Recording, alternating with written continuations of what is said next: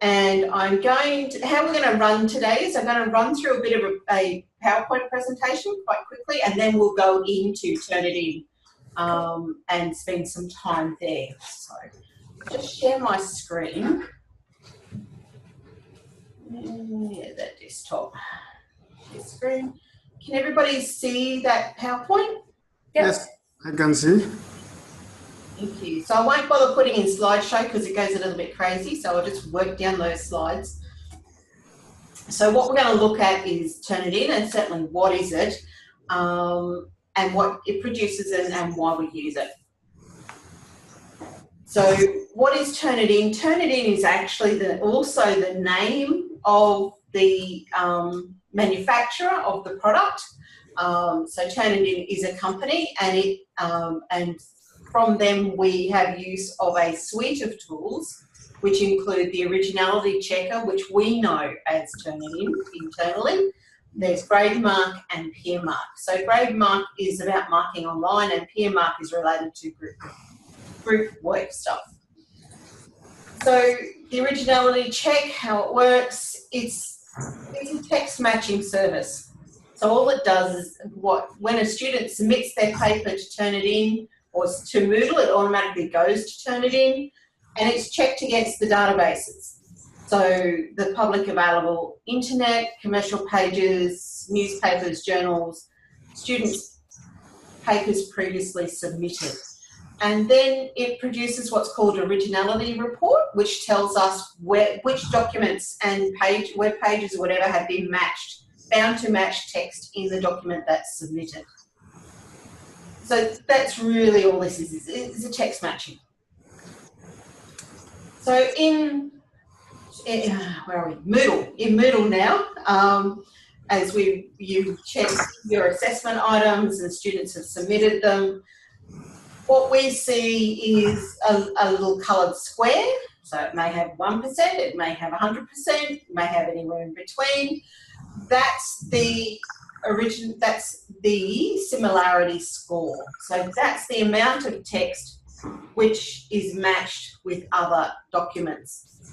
And you can and if you've got multiple documents being submitted, it will do both documents. As you can see there, that's a submission from a assessment for learning unit that I used to teach. So one document had 40%, the second document had 31% similarity match. So it will do multiple documents if you've got them there.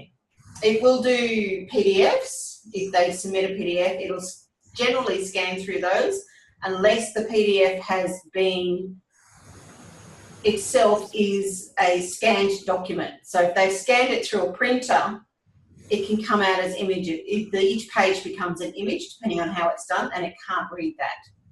So, but generally it will also do PDFs. So we have the squares with the numbers, and there's lots of colours. Turnitin provide a nice little guide around what those colours mean. So anywhere in the blue end, if you've got a blue one like this 8% down the bottom here, that's a very low match. Once you start moving through the greens and the yellows and the oranges up to the red, so through the colour spectrum, the higher the match.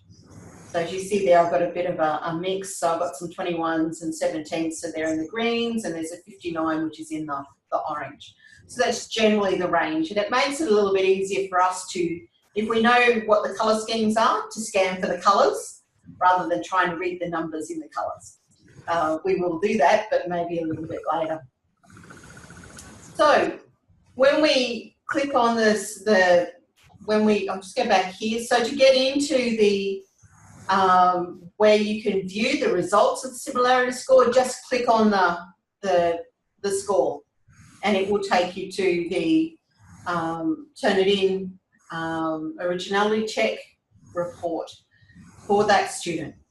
So as we can see, Feedback Studio, it shows up all of them, and how it will view is very similar to what we would see in a PDF. We've got the view of all the pages down the left, the little thumbnails, the document in the middle, student name and document title in the middle at the top, a mark, if there's a mark associated with it, 1 out of 24, so there's 24 assessment items, and you can change through the assessment items from that point, and the left and right arrows mean you can move backwards and forwards.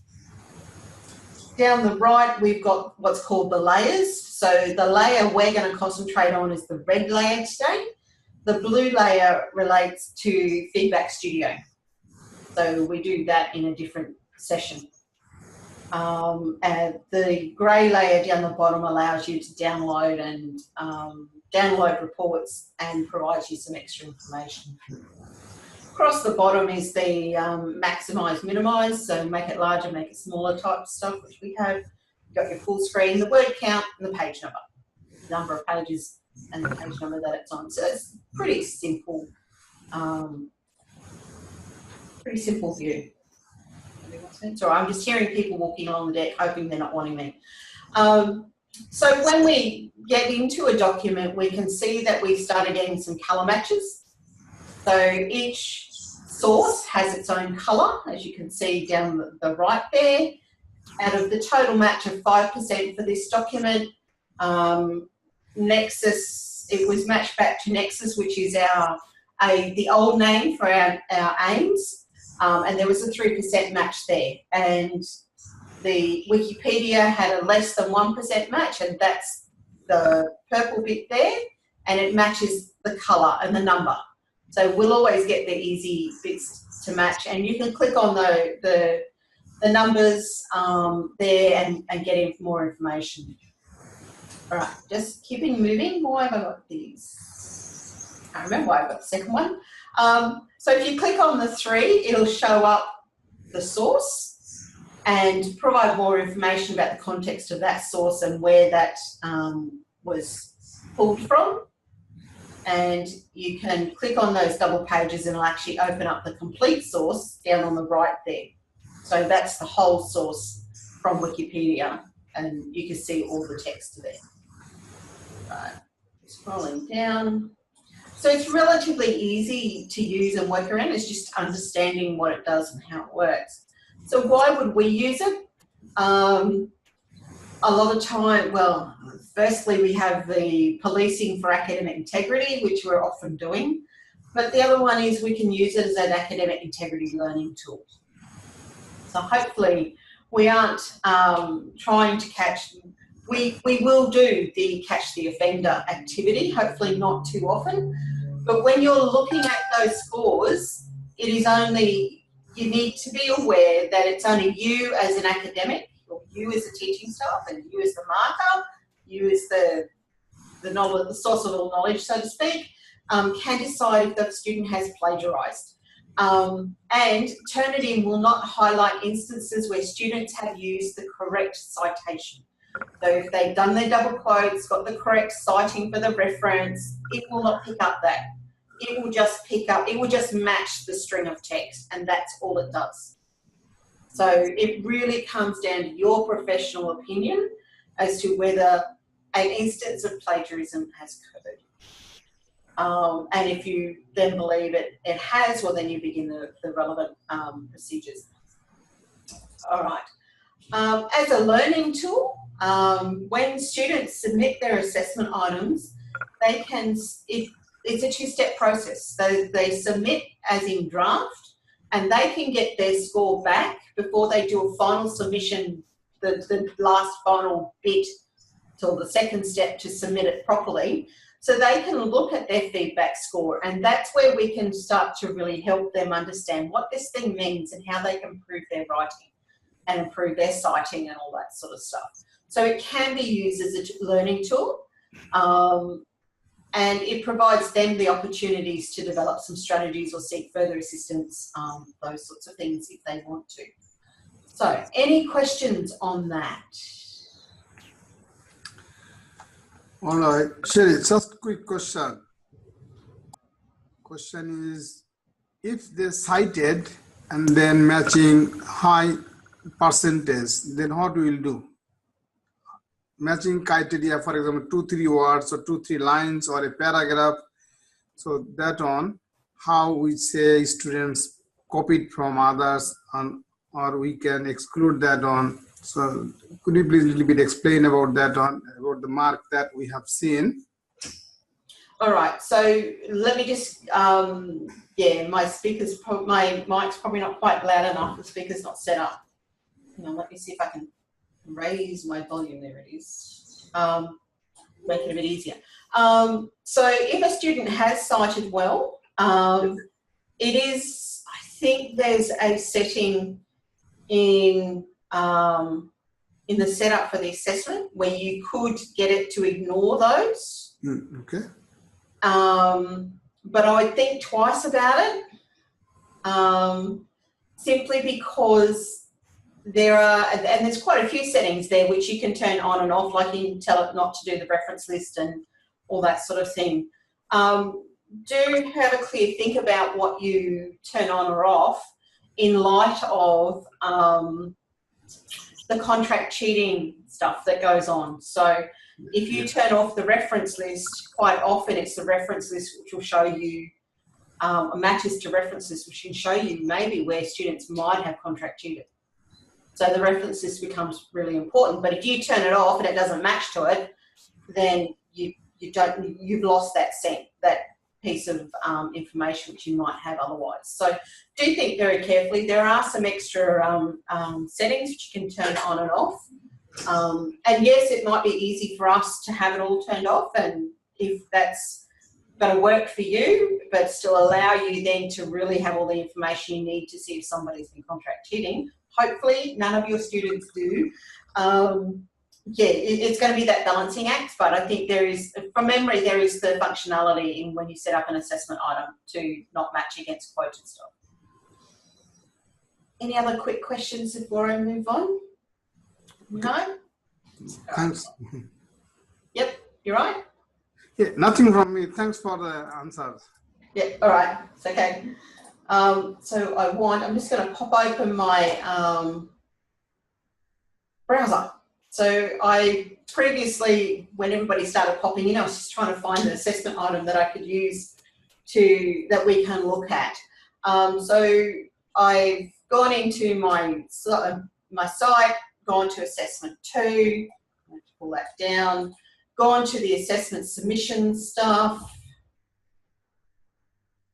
Sorry, I pre-do some of these because Bundaberg can be a little bit slow internet-wise.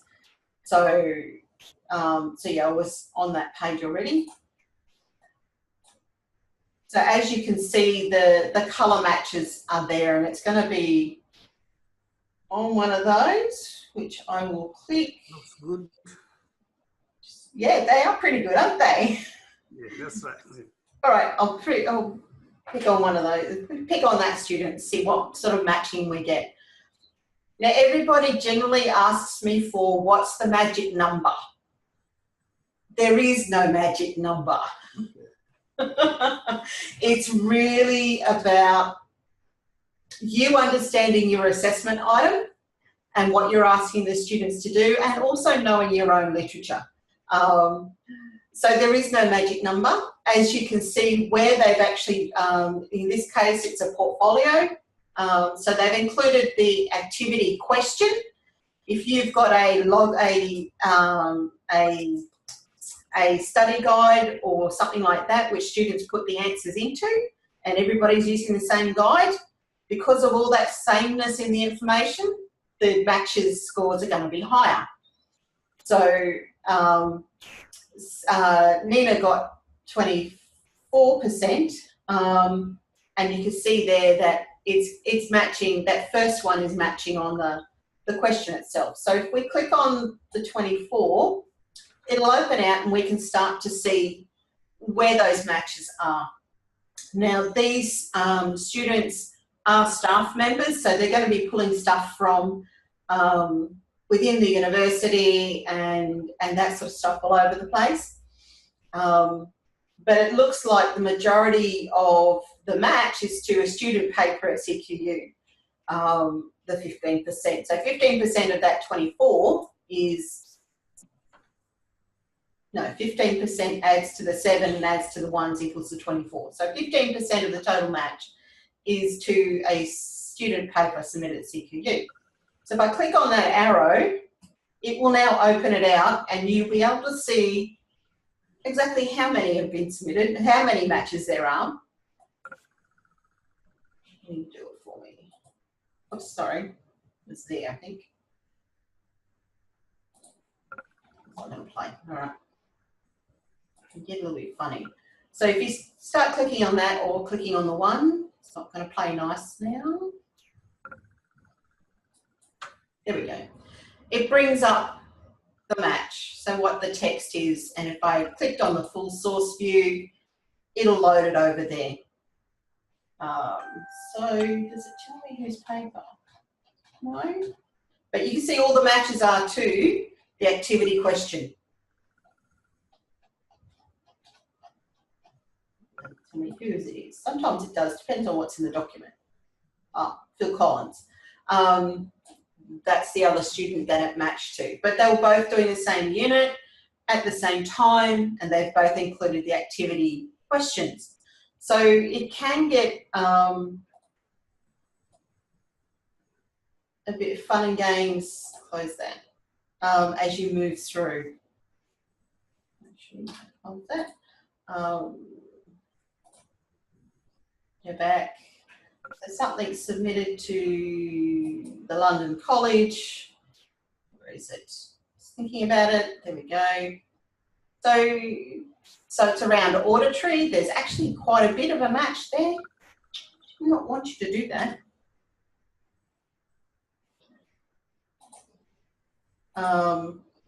So we can see some of that stuff there.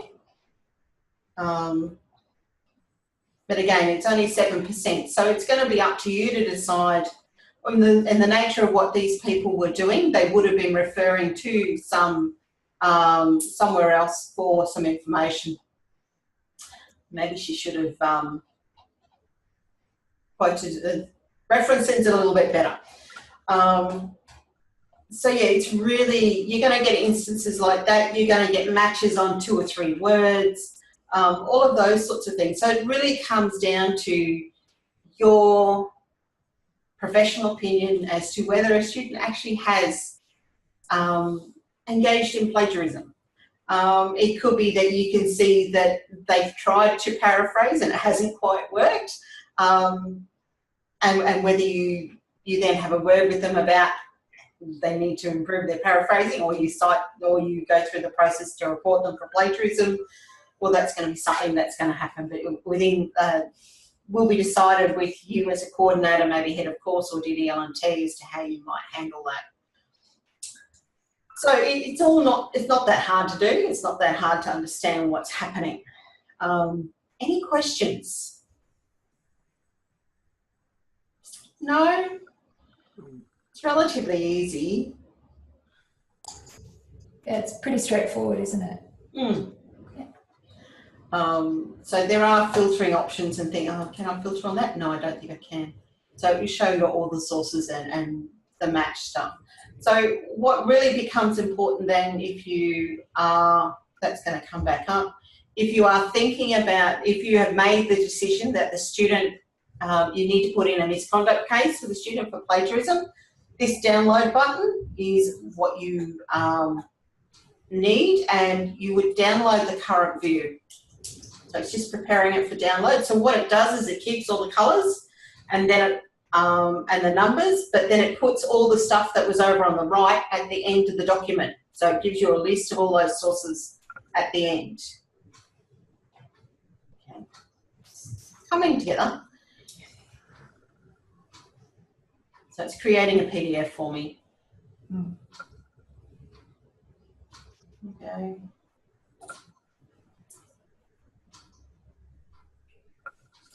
Come on. All right. So that's what it then looks like. So it's retained the matching and the colours. Just scroll down through there. And at the very end, there we go.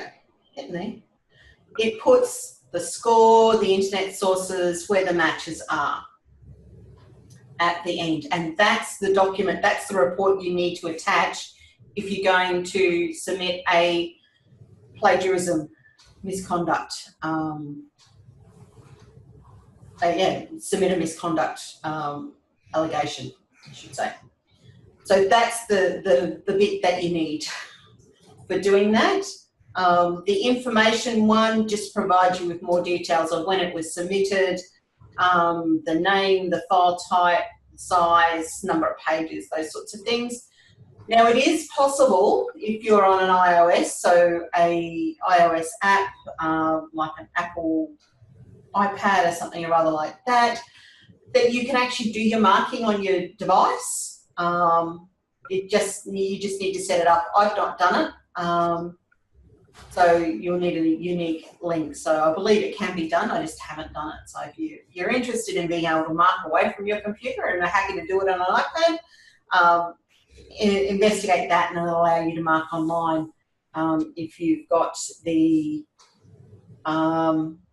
internet access. So, all right. Any other questions? Or I forget? No? All good? Well, I'm timing it about right because it usually takes about half an hour rather than a full hour. But you just don't know how many you're going to have and what sort of questions you're going to get. So I might stop sharing.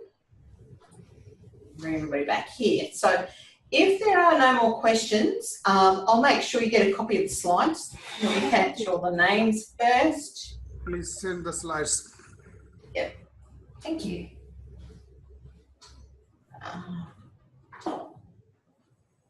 Sorry, I'm just writing names while you're thinking. All right, I will send you the slides. Awesome. Thank you. Thank you. And I will leave you get some time back in your day. Lovely. Thank you so much. Okay, thank you very much. Yeah. Thank you for coming, everyone. I've forgotten friends.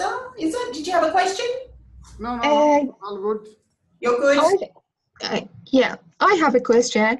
Also, in addition to slides and handouts, can we have the records, I will send the link to the recording for you too. Yes. Yeah, thank you. It may take I've got to get the recording to Colette. She'll get it up and then I'll be able to give you the link. So it might take a couple of days. That's fine. So Thank I'll you. make sure you get it. Thank you. Alrighty.